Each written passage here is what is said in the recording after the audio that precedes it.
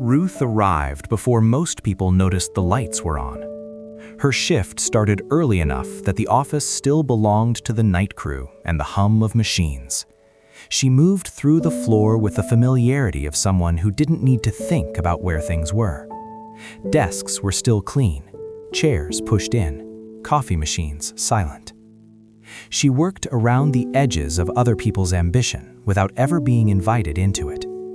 By the time the first executives arrived, the space already looked ready for them. That was how it always went. Ruth wasn't invisible because people ignored her. She was invisible because they assumed she belonged to the background.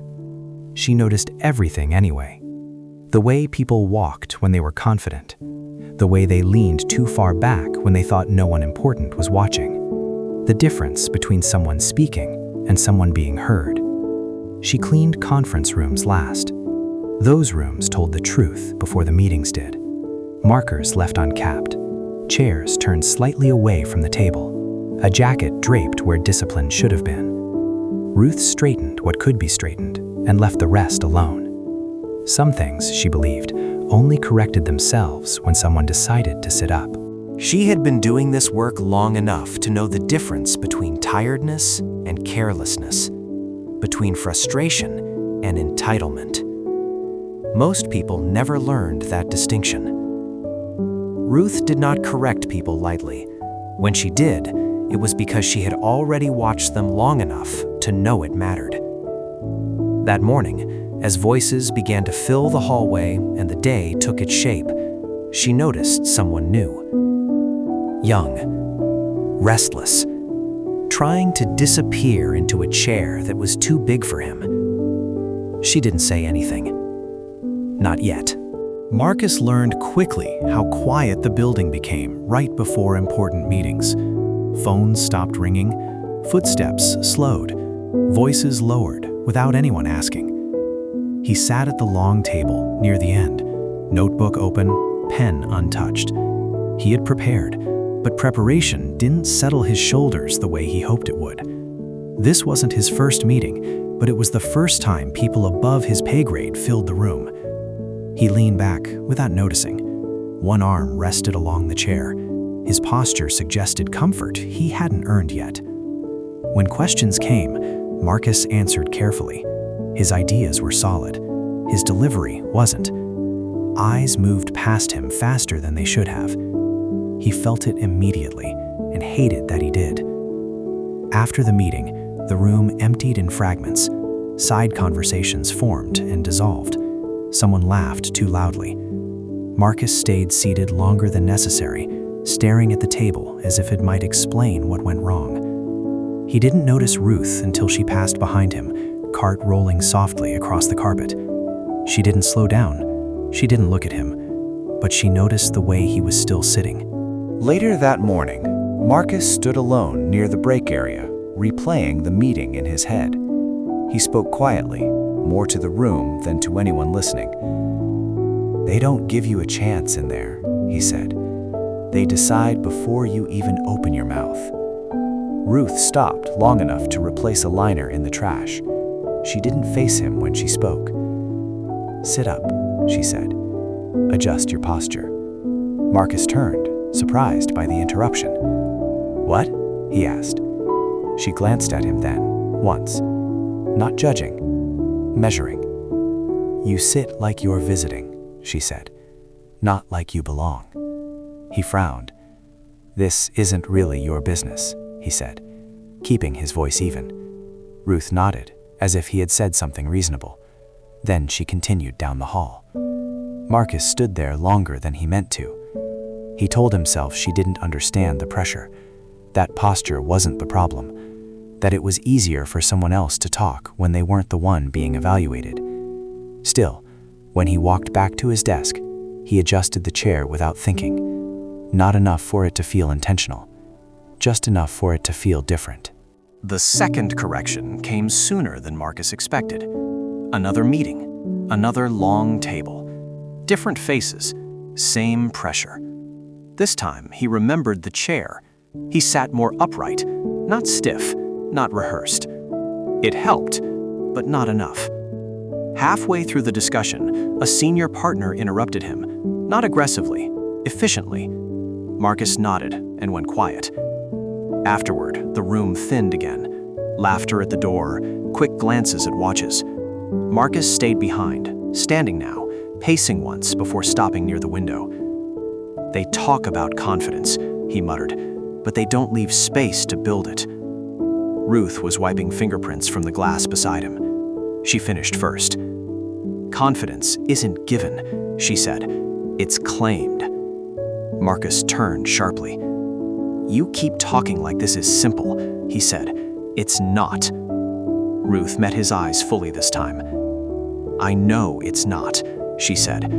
"That's why I'm correcting you." He exhaled through his nose.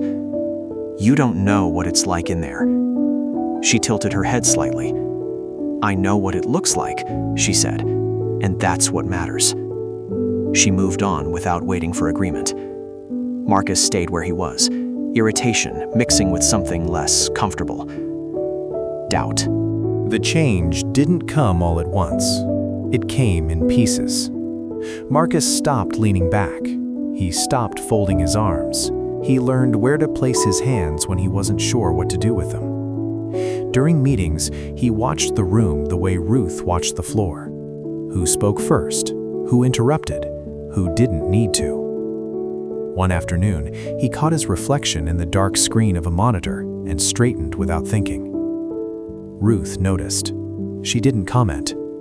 That silence did more than another correction would have. A week later, she passed him in the hallway as executives clustered nearby. Without stopping, she said quietly, "Shoulders." Marcus adjusted instantly. The managing director glanced over and nodded once. "Good presence," he said, already walking away. Marcus didn't smile. He waited until Ruth had turned the corner. Then he stood there for a moment longer than necessary, letting the weight of it settle. That evening, as she packed up her cart, he spoke without looking at her. "Thank you," he said. Ruth paused just long enough to answer. "Use it," she said. The pressure changed when the questions stopped being polite. Marcus felt it before anyone raised their voice. The room tightened. People leaned forward. A senior executive questioned the numbers without accusation, but with weight. It wasn't an attack, it was a test. Marcus opened his mouth, then closed it. He remembered something Ruth had said weeks earlier after listening to him complain about being cut off. "Stop explaining," she had told him. "If you're right, let the silence work." He took a breath. Instead of defending the projection, Marcus acknowledged the risk. Not dramatically, not apologetically. "This is where it can fail," he said, "and this is what we do if it does." The room stayed quiet longer than he expected. No one interrupted. A director nodded once and moved the conversation forward. Marcus noticed Ruth near the wall, clipboard resting against her hip. She wasn't watching him anymore. She was watching the room. The next opportunity didn't announce itself. It came disguised as inconvenience. A deadline moved up without warning. A team member blamed market conditions. Another blamed communication. Marcus listened. He didn't correct them in the meeting. He didn't raise his voice. Later, in the hallway, he repeated something Ruth had said once, after overhearing him list everything stacked against him. "No one owes us ideal conditions," she had said. "Work with what showed up." Marcus sent one email instead of 5. He simplified the plan instead of defending it. The results weren't impressive. They were steady. At the end of the week, a partner stopped by his desk. "You don't waste motion," she said. "That's rare." Marcus thanked her and waited until she walked away. When Ruth passed later, he didn't say anything. She didn't need him to. The moment that stayed with Marcus wasn't public. It happened in a smaller meeting with fewer people and less room to hide. A colleague grew defensive when challenged. Voices rose, explanations stacked on top of each other. Marcus waited. When the room quieted, he spoke calmly. "This part is on me," he said. "I didn't clarify it early enough." The tension shifted immediately. No excuses, No qualifiers. The conversation moved on. Afterward, as people filtered out, Ruth was adjusting chairs along the wall. "You didn't have to take that," Marcus said quietly. Ruth straightened a folder. "I know," she replied, "but you chose to." He nodded.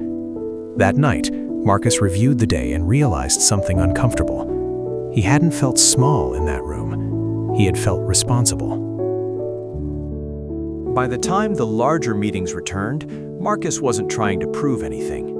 He prepared, then let go of what couldn't be controlled. He sat upright without thinking about it. Not rigid, not casual, present. When challenged, he didn't rush to answer. When praised, he didn't linger. People began asking for his input before meetings, not during them. One afternoon, a managing director watched him listen more than he spoke. Afterward, she said quietly, "You're younger than most people in this room." Marcus waited. "But you don't move like it," she finished. Ruth heard the comment from across the corridor. She paused, just long enough to meet Marcus's eyes. There was no approval in her expression, only confirmation. The shift happened quietly. Marcus didn't announce it. He didn't ask permission. Before a midweek briefing, he stopped near Ruth's cart, adjusting his jacket as if it were routine. She looked at him once. "Too loose," she said. "Fix it." He did. No explanation followed. None was needed. Inside the room, Marcus spoke less than usual. When disagreement surfaced, he let it settle instead of rushing to smooth it over. After the meeting, a colleague pulled him aside. "You don't seem rattled anymore," she said. "That's new." Marcus shrugged. Later that afternoon, Ruth passed his desk and placed a folder where he could see it. "You cut them off too early," she said. "Let people finish. They reveal what they don't know." He nodded. That evening, Marcus stayed late to rework a single slide. Not to add information, to remove noise. The next test came without warning. A senior partner challenged Marcus directly in front of the team, not hostile, evaluative. Marcus listened without interrupting. When he answered, he didn't argue the point, he reframed it. "That concern is valid," he said. "It's why this decision sits here, not there." The room adjusted around him. Afterward, as people dispersed, Marcus found Ruth near the supply room. He didn't speak at first. She noticed anyway. "Don't borrow trouble," she said. "You handled what showed up." He smiled faintly. "Still learning," he replied. She met his gaze. "That's the job," she said. For the first time, Marcus realized something had changed. He wasn't waiting for correction anymore. He was checking alignment. The promotion didn't arrive with applause. It came as a calendar invite. Marcus read it twice, then closed the screen without reacting. There was work to finish first. In the weeks that followed, his seat moved closer to the center of the table. No one commented on it. They simply left space. He noticed the shift in small ways. Questions redirected toward him, emails copied without explanation, decisions paused until he weighed in. Marcus didn't rush to fill the role. He let it settle. One morning, as Ruth cleaned the office before anyone else arrived, he stopped near her cart. "They changed my responsibilities," he said. Ruth didn't look up. "Did you earn it?" she asked. "Yes," he said. "Then do the work," she replied. He nodded and walked away, lighter than he had expected. The office adjusted faster than Marcus did. People began scheduling time with him instead of around him. His name appeared earlier in documents. Later at night, he stayed longer than before. One evening, Ruth found him alone in a conference room, sleeves rolled, jacket on the chair. "You're carrying it wrong," she said. He looked up. "You're holding everything," she continued. "Delegation isn't weakness." He considered that longer than he wanted to admit. The next week, he reassigned a task he would normally keep. The result was cleaner than expected. A managing director stopped by afterward. "You trust your people," she said. Marcus thanked her and returned to his desk. As Ruth passed later, he caught her eye. She gave a single nod. Not approval, acknowledgement. The bonus conversation didn't start as one. Marcus waited until the office had emptied and the noise of the day had thinned. He found Ruth near the supply room, checking inventory with the same precision she used for everything else. "I need to talk to you," he said. She kept writing. "If this is about work," she replied, "schedule it." "It's not," he said. That made her look up. Marcus chose his words carefully. "The last quarter went better than expected," he said. "They credited my decisions." Ruth nodded once. "That's how it works." He hesitated. "They also credited the result," he added. "There was a bonus." She returned to the clipboard. "Good," she said. "Save it." "I'm not giving it to you," Marcus said. That stopped her hand. "I'm dividing it." Ruth's expression hardened slightly. "No," she said. "I did my job." Marcus didn't argue. He waited. Ruth closed the clipboard and met his eyes fully. "You don't owe me," she said. "This isn't how things stay clean." Marcus nodded. "I know," he said. "That's why this isn't payment." She waited. "You taught me how to think in rooms where people decide outcomes," he continued. "I used that, repeatedly." Ruth crossed her arms. "That doesn't make the result mine." "It makes it shared," Marcus said. The silence stretched. Finally, Ruth spoke. "If I accept," she said, "it's not because you feel grateful." "I wouldn't offer it if I did," Marcus replied. She studied him for a moment longer. Then she nodded once. "Next time," she said, "you don't bring this up twice." Marcus allowed himself a small breath. Understood. Ruth picked up the clipboard again and walked past him. "Don't waste it," she said. He didn't. The recognition came in a room that wasn't full. No stage. No announcement. It happened during a routine introduction before a client meeting. Marcus stood near the head of the table, outlining roles with the same calm he had learned to carry. When he reached the end, he paused. "And this is Ruth," he said. "She'll be supporting our operations going forward." A few people looked up, curious. Ruth stood near the wall, hands folded, posture steady. "She keeps us aligned," Marcus continued. "If something here works the way it should, it's because she notices what others miss." No one clapped. They nodded. One executive offered his hand. "Glad to have you with us," he said. Ruth shook it once and returned to her seat. That was enough. The new desk wasn't large, but it was hers.